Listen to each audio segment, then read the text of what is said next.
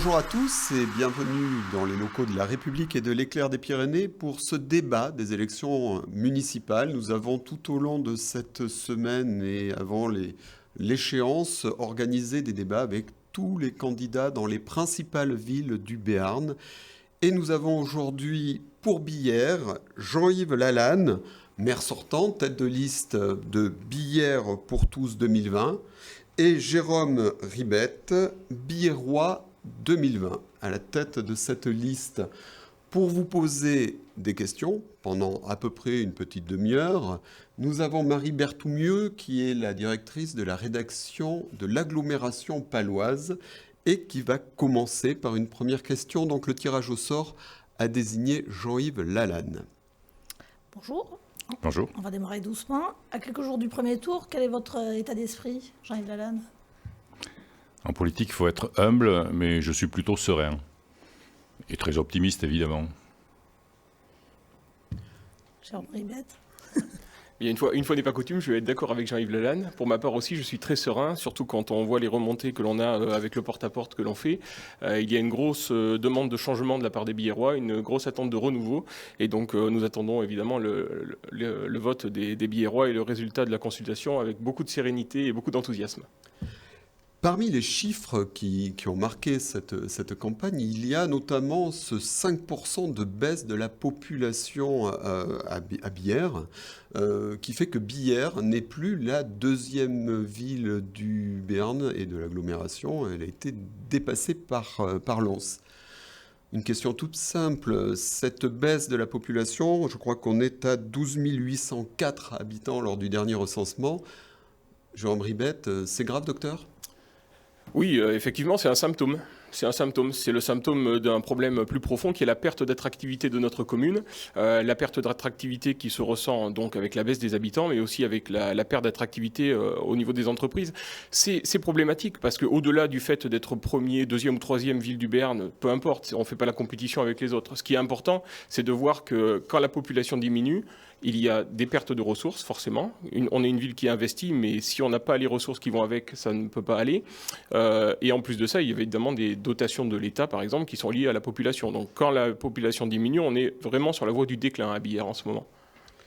Jean-Yves Lalanne, pourtant, ce chiffre n'a pas l'air de vous inquiéter.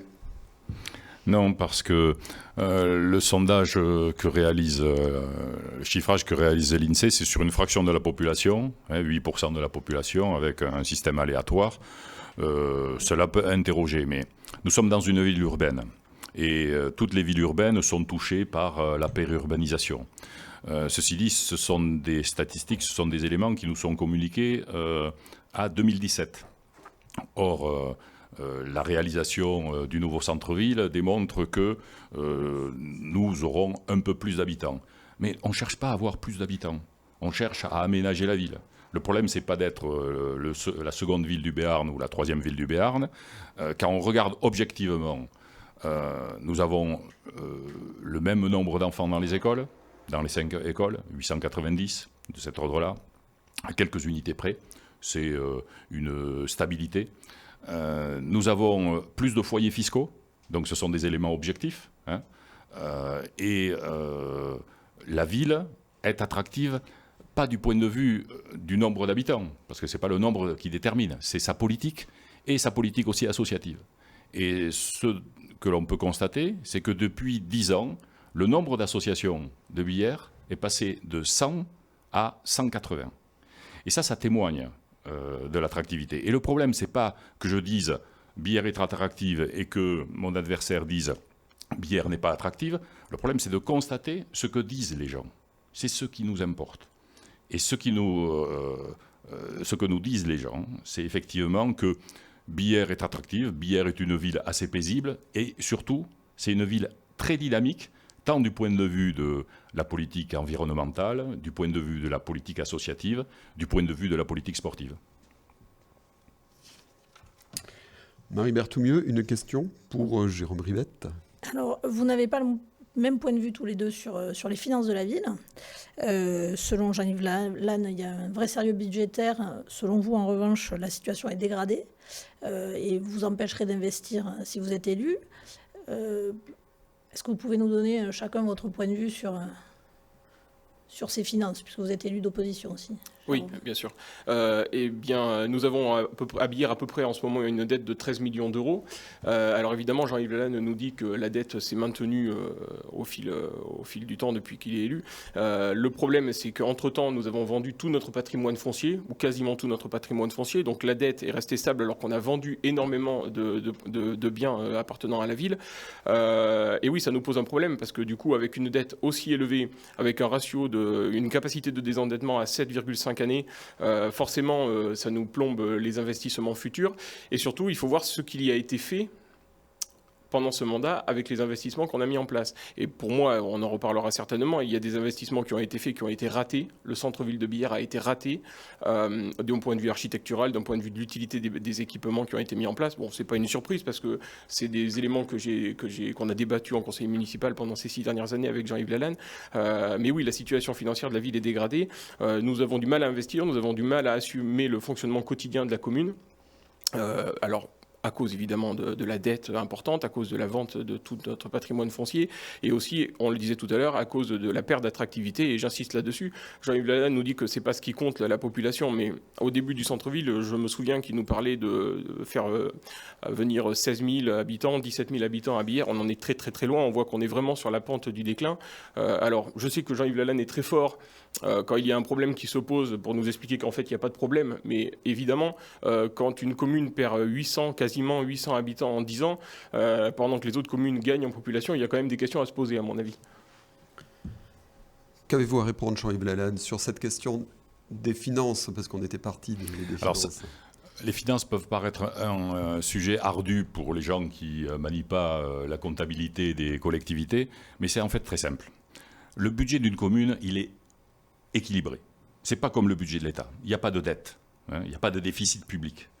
Le budget est équilibré et depuis 2014, mais j'ai les chiffres et c'est intéressant de les communiquer aux journalistes pour éviter les fausses nouvelles, les fake news ou les contre-vérités, que tout élu devrait connaître, puisque tout cela est communiqué au conseil municipal et communiqué sur le site de la ville. Tout d'abord, l'autofinancement, ce qui permet effectivement de faire de l'investissement, il est meilleur en 2020, en 2019, on le voit dans le cadre du compte administratif, qu'en 2015. L'endettement de la ville, il est moindre qu'en 2008, puisqu'il y a une filiation entre Bière pour tous de 2020 et Bière pour tous de 2008, comme Bière pour tous de 2014, notre endettement est moindre. Donc nous avons légèrement baissé la dette. Le ratio de désendettement est de 665 000 euros, on l'a vu au compte administratif 2019. Et puis, on a un rapport objectif, celui de la CRC, que tous les élus ont eu, et que Jérôme Ribet a eu, et qu'il aurait dû lire, et surtout ne pas dire des contre-vérités. Et le rapport de la CRC démontre que nous sommes dans les clous, avec une dette qui est conforme aux moyennes de la strate. Et le ratio de désendettement, c'est 7,3. C'est tout à fait acceptable pour une ville, mais cela veut dire une chose. Ça veut dire qu'on ne fait pas n'importe quel investissement et on fait des investissements mesurés qui correspondent aux besoins. Je donne quelques exemples, rapidement. Dans les années 96, il y a eu un investissement majeur sur la ville de Bière, c'est le Sporting d'Est. Valeur en euros, 4 millions et demi. Ensuite, il y a eu l'investissement de la piscine, 3 millions. 3 millions en 2008. Il y a eu 2,5 millions d'investissements pour ce qui concerne le centre d'animation. Et tous les investissements sont mesurés. Et nous avons fait des investissements de l'ordre de 17 millions. Et le plus gros investissement qui est réalisé sur la ville, c'est celui de la voirie. Cela veut dire qu'on gère bien avec ce que nous avons et conformément aux besoins des Biérois. Oui, Jérôme Ribet, vous souhaitiez réagir. Oui, juste sur le rapport de la Cour des comptes.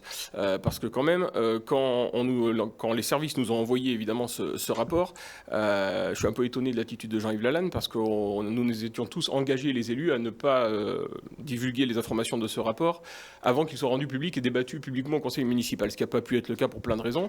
Mais déjà, ça montre le respect des engagements que vous pouvez avoir. Et d'autre part, sur ce rapport de la Cour des comptes, évidemment, moi je ne vais pas rentrer dans ce jeu-là, je ne vais pas rentrer dans le détail puisque je m'étais engagé à ne pas en parler avant qu'il soit divulgué, mais vous avez dû le lire en travers et retenir que ce qui vous arrange, évidemment, puisque sans rentrer dans le détail, il y a quand même une alerte importante qui est donnée sur la dette de la commune. Oui, vous avez parlé du centre-ville. Alors, pour ceux qui ne sont pas de Billère, ils ont parfois du mal à voir où est le centre-ville de Billère. C'est un sujet qui s'est invité au milieu de la campagne, notamment par vous, Jérôme Ribette. Vous trouvez qu'il y a un problème avec ce centre-ville de Billère ? Oui, alors tout à fait. Et le fait que vous ne sachiez pas où se trouve le centre-ville de Billère montre bien qu'il y a un réel problème.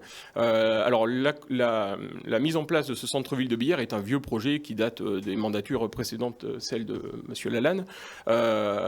Mais pour autant, le projet qui était prévu au départ est très très très loin de ce que nous avons obtenu à l'arrivée. C'est-à-dire qu'on devait faire un centre-ville avec certes des logements, mais aussi des animations, des commerces. Bref, un centre-ville animé comme on peut en trouver dans beaucoup de communes de France. Résultat, notre centre-ville actuellement, c'est un empilement de logements dont certains locataires se plaignent d'ailleurs de beaucoup de malfaçons dans les constructions. Ça, c'est un autre problème. C'est un centre-ville qui nous coûte cher puisque la ville de Billère a payé au total un fonds de compensation de 3 millions d'euros pour ce centre-ville. Et en plus, les équipements qui sont mis en place pour l'instant sont pas forcément adaptés. Je pense à la Albio qui est à l'image du reste, c'est-à-dire architecturalement raté, qui est un équipement qui ne correspond pas à l'attente des Billérois. Et les équipements qui sont prévus pour l'avenir m'inquiètent encore plus avec le cinéma d'arrêt d'essai qui rentre en concurrence avec celui qui est à Pau en projet pour le Foirail, la destruction, reconstruction, si j'ai bien compris, de la salle de la Case. Bref, on a tout sauf un centre-ville à Billère et le fait que vous ne sachiez pas où est le centre-ville de Billère confirme bien mes propos. Justement, Jean-Yves Lalanne, sur la salle La Case, où en est le projet ? Oui, alors sur le centre-ville, effectivement, il n'y a pas de centre-ville, mais il n'y avait pas de centre-ville. C'est la particularité de Billère. Billère s'est développée sur l'ouest, dans les années 60, et donc c'était un projet qui faisait consensus sur 6 hectares et demi, plutôt qu'à d'avoir des friches amiantées, d'avoir des squats. L'objectif, qui était assez consensuel jusqu'au début de la campagne électorale de 2019-2020, il fallait un nouveau centre-ville. Donc, il fallait construire des logements, mais pas simplement. D'ailleurs, nous avons baissé, je l'ai expliqué plusieurs fois, parce qu'on connaît la filiation du projet, on a baissé de près de 20% le nombre de logements par rapport au projet initial. 59 000 m² Chaune, on est passé à 49 000 m² Chaune. Et bien sûr, il y avait, en plein centre-ville, prévu 1000 m² de commerce qui sont en train d'être pourvus. Et il y a le projet de Halle qui est une réussite. Il faut aller au centre-ville pour constater que maintenant, au lieu de 2-3 commerçants, nous en avons 35 qui viennent certes du marché bio de Pau, mais aussi d'autres commerces qui sont en train de se greffer. Donc la dynamique prend. Et il ne faut pas demander aux candidats, ni même au maire, ni même à l'adversaire du maire. Il faut demander aux gens comment ils le perçoivent. Et ils le perçoivent comme un centre-ville qui devient dynamique et qui va donner aussi une identité à la ville. Les choix architectes, alors je ne sais pas s'il a fait des études d'architecte, mon adversaire, mais en fait dire que c'est une architecture qui est ratée, c'est un jugement totalement subjectif. Par contre, ce qui est salué, c'est justement la dynamique. Logement accessible, de qualité, isolé phoniquement, isolé thermiquement, donc c'est le respect de la réglementation thermique 2012, et aussi des commerces et un dynamisme qui s'imprime pas simplement avec la halle, mais avec toutes les activités périphériques, et notamment avec une nouvelle salle de spectacle qui est en fait la simple rénovation pour une seule raison. Je termine sur ça. Il y a obligation, parce que pour des raisons de sécurité, cette salle qui a été construite en 1949, il faut la rénover. Et elle sera rénovée, j'ai donné quelques chiffres sur les investissements, elle sera rénovée à un prix assumable par la commune, puisque le premier chiffrage, c'est pour une salle de 200 places, même jauge, quasi même jauge que la Jean-Yves Lalanne, vous êtes un peu long. Ce sera, et je termine, ce sera un investissement cofinancé par des partenaires d'autres collectivités extérieures à 60%. Donc tout cela est bien maîtrisé. Jérôme Ribette. Oui, Jean-Yves Lalanne est un peu long, mais c'est toujours plus long de justifier que de mettre le doigt sur les problèmes. Effectivement, je pense qu'on ne doit pas rencontrer les mêmes biais-rois avec Jean-Yves Lalanne, puisque moi je trouve que ce qui fait consensus, c'est le ratage de l'architecture du centre-ville. Mais bon, apparemment, Jean-Yves Lalanne trouve des gens pour trouver que c'est formidable, et tant mieux. Ce que je veux dire sur la halle bio, Jean-Yves Lalanne nous explique que c'est une réussite. Alors là, la halle bio, pour moi, c'est la quintessence de tout ce qui a été raté dans ce centre-ville et dans la gouvernance de Billère. Puisque c'est un projet qui a été décidé dans la précipitation, contre l'avis même de certains adjoints sérieux et compétents et qui ont la tête sur les épaules, qui ont d'ailleurs voté contre, c'est pour certains au conseil municipal. Il a fallu vendre pour cela très vite des bâtiments de la commune à des prix inférieurs d'ailleurs à ce qu'on aurait pu en obtenir si on avait pris le temps. L'architecture est ratée, du bois et du plexiglas. Ça participe, comme tout le centre-ville, au bétonnage à outrance du centre-ville de Billère. Bref, on voit très bien que cet équipement profite en majorité à quelques Palois. D'ailleurs, on s'y trompe pas, les candidats Palois viennent tracter à Billère sur le marché bio. Donc c'est quand même assez formidable. Donc évidemment, il y a un problème financier, puisque comme on n'a fait aucune étude préalable avant de se lancer dans ce projet, Jean-Yves Lalanne nous annonçait au conseil municipal il y a 1 an et demi un coût de 500 à 600 000 euros. Et au final, tout mis bout à bout, on avait oublié l'étude des abords, on avait oublié plein de choses. Et au final, on se retrouve avec 1,2 million, ce qui est un coût disproportionné par rapport aux attentes des Biérois et qui nous empêche d'autres investissements plus importants, notamment dans le quotidien de la ville. Sur l'aménagement de la salle Lacaze, vous avez également des visions totalement différentes. Je crois que vous êtes pour arrêter le projet Utopia, notamment. Alors, c'est deux choses différentes. Il y a le projet de cinéma d'arrêt d'essai et le projet de salle de spectacle. Effectivement, oui, je ne suis pas du tout favorable à ce projet-là parce que moi, je considère que quand une ville a une situation financière très dégradée comme peut l'avoir Billère, contrairement à ce que dit Jean-Yves Lalanne, on doit se retourner aux fondamentaux, comme on dirait dans le sport. Et c'est-à-dire, les fondamentaux, c'est le quotidien des Billérois, c'est-à-dire les investissements pour la voirie, pour la sécurité, pour lutter contre le moustique tigre, par exemple, des investissements d'avenir, mais des investissements qui concernent en priorité le quotidien des Biérois et non pas des projets qui servent à une opposition avec la ville de Pau ou avec les autres communes de l'agglo, enfin une guéguerre qui n'a aucun sens et de toute façon qu'on perdra forcément. Donc un projet de cinéma d'arrêt d'essai alors qu'il y en a un qui est déjà au Foirail, c'est vraiment, là c'est pareil, c'est la quintessence de ce qui ne va pas à Billère, quoi. Qu'avez-vous à répondre, Jean-Yves Lalanne, sur cette opposition autour du projet Utopia ? Alors, tout d'abord, la halle a été décidée, discutée avec des associations, avec l'ensemble des élus, y compris des élus de l'opposition, puisque l'opposition est toujours représentée dans les comités de pilotage de Billère. Mais il faut que l'élu de l'opposition, quand il est mandaté, vienne au comité de pilotage. Ça lui permet d'appréhender effectivement la totalité du projet. Ensuite, il y a la halle et les extérieurs, mais on est en train d'aménager le centre-ville. Et donc, il faut faire des investissements. Et cette halle, elle a un prix réel de 600 000 euros. C'est 1 1100 euros le mètre carré.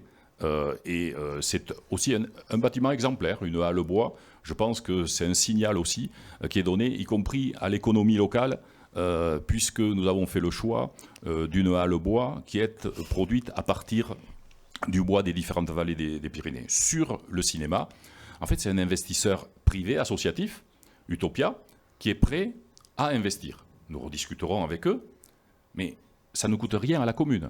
Et si nous faisons ça, c'est parce que justement, la ville de Pau n'avait pas donné suite à un projet que nous avions avec le Méliès, en 2014, de créer 2 salles de cinéma. Donc, il y a le projet de la salle de Lacaze, de la salle de spectacle, qui est un projet raisonnable et qui sera fait aux alentours de 2021-2022. Et pour ce qui est des cinémas, nous avons réaffirmé depuis le début, je l'ai dit au maire de Pau, au président de l'agglo, il faut qu'il y ait une coordination entre les projets, entre Utopia et le Méliès, et tout ça peut être co-géré, y compris du point de vue de la programmation. C'est l'engagement de Utopia, et ce projet sera rediscuté. Et si le Méliès, avec la communauté d'agglomération, a un projet que l'on peut redessiner, nous sommes ouverts à cela. Mais cela ne coûte rien à la ville. Et refuser une entreprise, refuser un investissement pour créer un centre-ville, c'est particulièrement contre-productif et stupide. Jérôme Ribette, vous voulez réagir? Oui, Jean-Yves Lalanne nous dit que ça ne coûtera rien à la ville. Deux choses. Premièrement, la ville avait prévu de donner une subvention pour la venue de ce cinéma, à peu près de 200 000 €, il me semble, à l'époque, parce que ça fait longtemps qu'on n'en a plus entendu parler du projet d'Utopia. Donc d'une part, et d'autre part, évidemment, comme dirait la Palisse, si on fait un cinéma à cet endroit-là, on ne pourra pas faire autre chose. Donc évidemment, ça nous privera de la possibilité de faire un équipement qui sera plus utile aux Billèrois. Alors, parmi les bonnes nouvelles pour Billère, il y a l'annonce de la possibilité de 100 emplois qui pourra arriver avec la délocalisation d'une partie des finances publiques, qui arriverait sur le site EDF. Là aussi, pour ce site qui est en friche depuis des années, vous n'avez pas les mêmes idées, Jérôme Ribette? Oui, alors évidemment, c'est un immeuble EDF qui est à peu près à l'abandon depuis une dizaine d'années. Il y a eu beaucoup de projets qui se sont succédés à cet endroit-là, mais malheureusement aucun n'a abouti. Alors effectivement, grâce à l'entremise du président de la communauté d'agglomération, il semblerait, même si ce n'est pas tout à fait certain encore, qu'il y ait 100 emplois des finances publiques qui soient délocalisés donc en Béarn et donc dans cet immeuble à Billère. Ce qui occuperait à peu près un tiers du bâtiment, puisque c'est un bâtiment qui a une capacité de 400 emplois à peu près, qui fait 5000 m². Alors effectivement, si ces services-là viennent, c'est une très bonne nouvelle et tout le monde s'en réjouira, et Jean-Yves Lalanne aussi, je pense, mais il restera évidemment des locaux vacants qu'on pourra utiliser. Alors moi, évidemment, j'avais proposé la solution d'une maison des services publics, puisque l'État encourage ce système en ce moment et que ça permettrait à la fois de redynamiser le haut de Billère qui est un peu désert et qui est complètement abandonné en ce moment, et évidemment de faire en sorte que les gens puissent avoir un point sur lequel ils puissent venir faire leur démarche administrative, notamment les personnes qui ont du mal avec les outils Internet, les outils numériques. La maison des services publics, c'est une proposition que je fais. C'est pas obligatoire qu'elle soit à cet endroit-là. Elle peut être à d'autres endroits dans le haut de Billère, mais enfin bon, ça me semblait un endroit intéressant pour réfléchir à ça. Jean-Yves Lalanne, une maison des services publics pour un élu de gauche comme vous, ça devrait vous séduire. Oui, le problème c'est que les maisons de services publics, c'est une proposition du gouvernement, 300 maisons de services publics, mais qui sont faites pour les cantons ruraux quand les services publics sont cassés. Le problème, c'est de préserver les services publics. Je reviens à l'immeuble EDF, dit ex-EDF, qui est la propriété du conseil départemental. Avant l'annonce, qui est une bonne annonce, l'annonce, bon, il faudra le vérifier, il faudra que ce soit réalisé, mais ça nous met toutes les collectivités en face de la responsabilité. C'est une bonne chose. 100 personnes de la DGFiP, de la Direction Générale des Finances Publiques, pourraient venir, et ça représenterait 2 niveaux, 2000 m², et un peu plus sur l'immeuble qui en fait 5. Donc c'est pas 400 emplois, et maximum c'est 250. C'était la jauge qui pouvait être accueillie sur cet immeuble. Avant l'annonce, on travaillait entre le département, qui est prêt à vendre le bâtiment, et la communauté d'agglomération et la ville de Billère. Donc c'est un projet qui peut accueillir, en l'occurrence, des emplois de la fonction publique, mais aussi des associations, l'économie sociale et solidaire, et c'est un pôle que l'on veut promouvoir et qui était discuté avec l'Aglo. Il y a eu un projet qui a été transféré sur Pau, c'était l'accueil de Action sur cet immeuble, et depuis, il y a un travail, depuis 1 an et demi, un travail en bonne intelligence avec l'Aglo pour que ce bâtiment soit rénové. C'est une friche. Et c'est important de rénover cette friche dans cette période de transition énergétique. Et c'est du domaine du possible, avec un projet aussi de pôle médical en annexe. Mais c'est un projet assez complexe. Jérôme Ribette va vous répondre. Oui, juste un mot. Sans le vouloir, Jean-Yves Lalanne, en se prenant un peu les pieds dans le tapis, vient de montrer la différence qu'il y a entre lui et moi. C'est-à-dire que vous lui disiez donc la maison des services publics, c'est plutôt une mesure de gauche, même si ça profite évidemment à tout le monde et c'est très bien. Et Jean-Yves Lalanne nous dit oui, mais c'est une mesure du gouvernement. Et alors, pour les cantons ruraux, pour les cantons ruraux. Il ne faut pas s'arc-bouter sur une idéologie politique, une élection municipale. Mais si une maison des services publics vient à Billère... On n'est pas éligible. Bien sûr qu'on est éligible. Le gouvernement prévoit d'en faire une par canton. Bien sûr qu'on est éligible. J'ai déjà été vérifié évidemment cette information. Je n'ai pas sorti ça du chapeau. Bien sûr qu'on est éligible. Le gouvernement voudrait en faire une par canton et c'est formidable parce qu'il y en a effectivement à Pau, mais ce n'est pas le même canton que nous. Donc forcément, on pourrait le faire. Et c'est une bonne nouvelle. Ce n'est pas parce que c'est une idée du gouvernement qu'il faut rejeter ça comme ça. Il ne faut pas être arc-bouté sur une idéologie politique. Il faut aller un petit peu vers les autres et puis vers le bon sens. On va parler d'une question qui fait la une de la République et de l'Éclair aujourd'hui, c'est le moustique tigre. Ça peut paraître anecdotique, mais visiblement, l'année dernière, ça a fait nos choux gras, nous, à la presse, puisque les Billerois, comme les Lescariens et d'autres dans d'autres communes, se sont fait littéralement bouffer par les moustiques. Jérôme Ribette, il a lancé l'idée d'une brigade du tigre. Expliquez-nous ça. Oui, alors la brigade du tigre, c'était pour le trait humoristique, mais en fait, c'est au sein des services techniques et principalement des espaces verts de la ville de Billère, créer une équipe qui sera dédiée tout au long de l'année à la lutte contre les nuisibles au sens large. Alors évidemment, le moustique tigre en priorité, puisque depuis 4-5 ans, tout le territoire est envahi, c'est pas propre à Billère, il n'y a pas toute la communauté d'agglomération.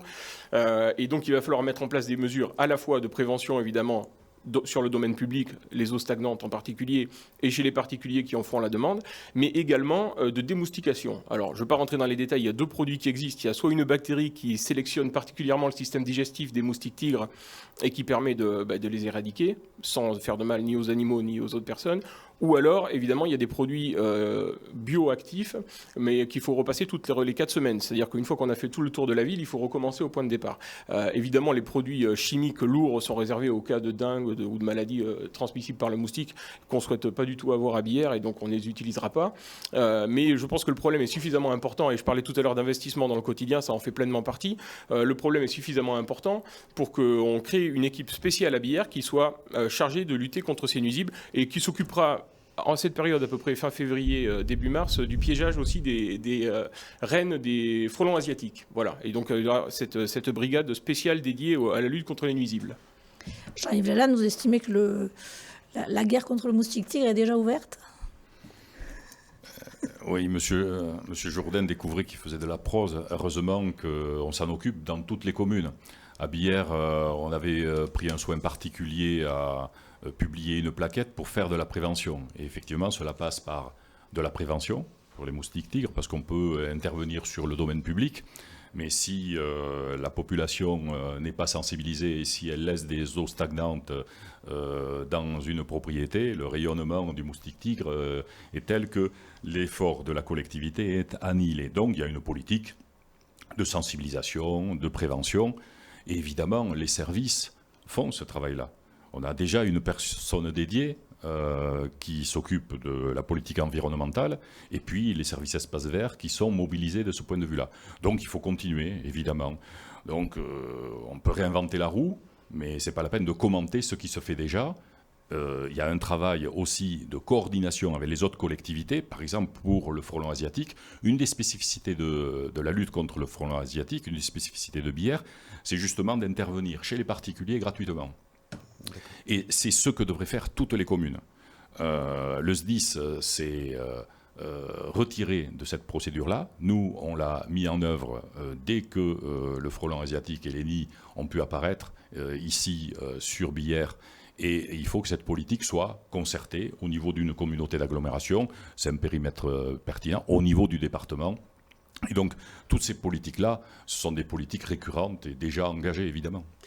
C'est par le moustique tigre, donc, on arrive sur le champ politique, parce qu'on a parlé notamment de la communauté d'agglo, mais il y a aussi une opposition entre un élu qui est clairement marqué à gauche, qui l'a toujours été, de la gauche démocratique et sociale, et en face de lui, un opposant qui est marqué centre et droite, et qui va peut-être... Le but, c'est d'essayer de faire un peu à Jean-Yves Lalanne le coup que Jean-Yves Lalanne a fait à Jean Arriot il y a 12 ans, en partant pas forcément favori, mais en essayant de lui piquer la place.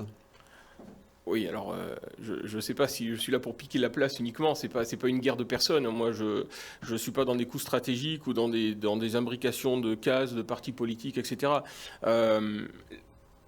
Ces 6 années de mandat dans l'opposition, donc à la ville de Billère, m'ont permis de constater le déclin de notre ville. Bon, ça m'a permis aussi d'en analyser les causes.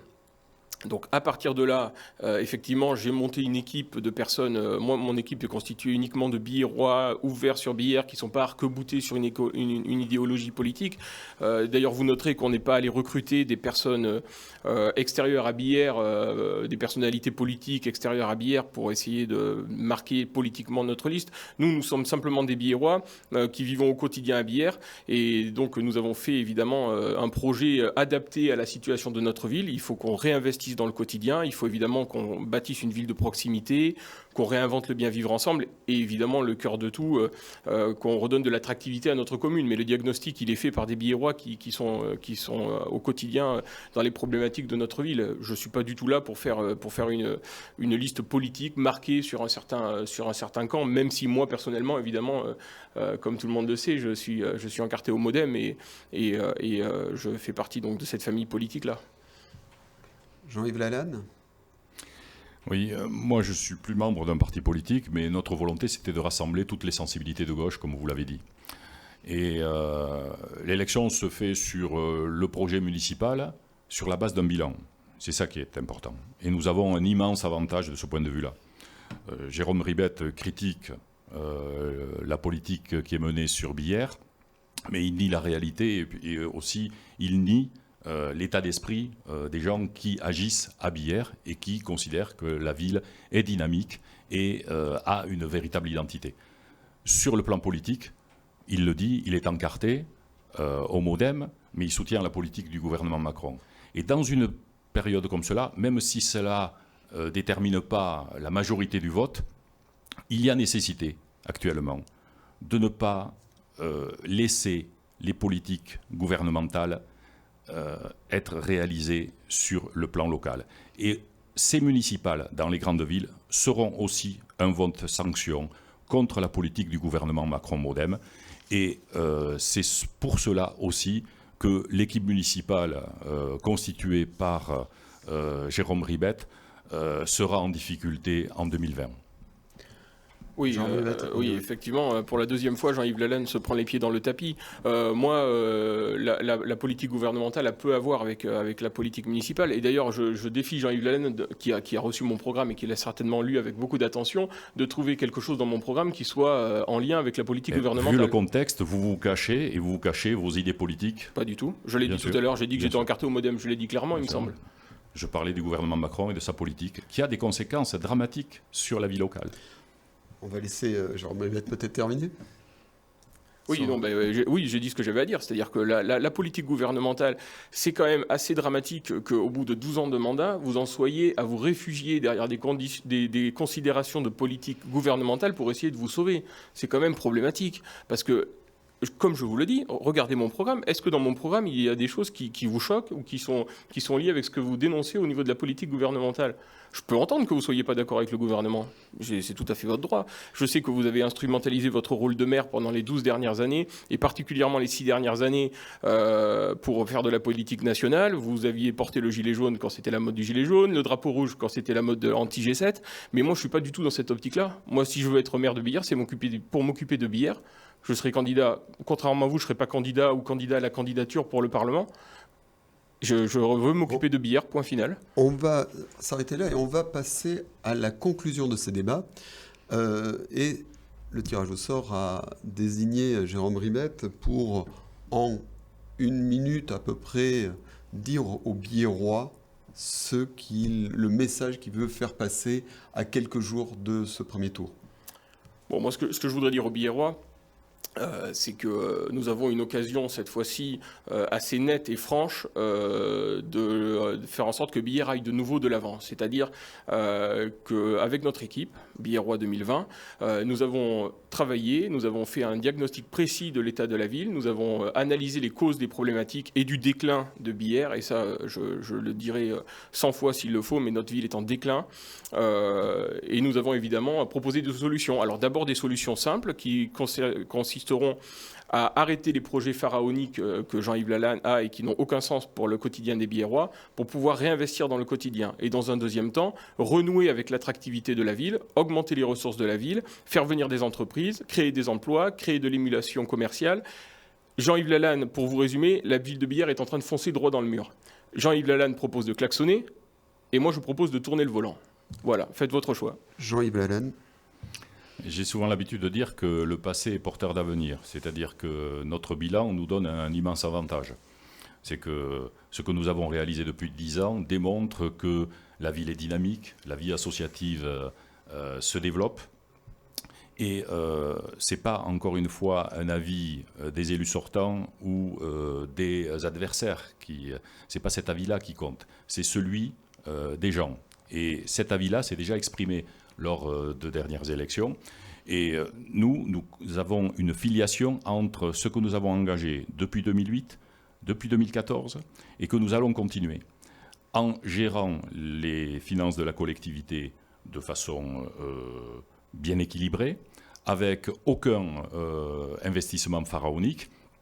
Et au-delà des mots, moi j'invite les gens qui nous écoutent ou qui vont nous lire à comparer les programmes, à regarder le bilan que nous avons écrit, le projet que nous avons écrit et le projet qui nous est présenté. Le temps est imparti. Merci beaucoup Jean-Yves Lalanne. Merci beaucoup Jérôme Hermé. Merci beaucoup Marie.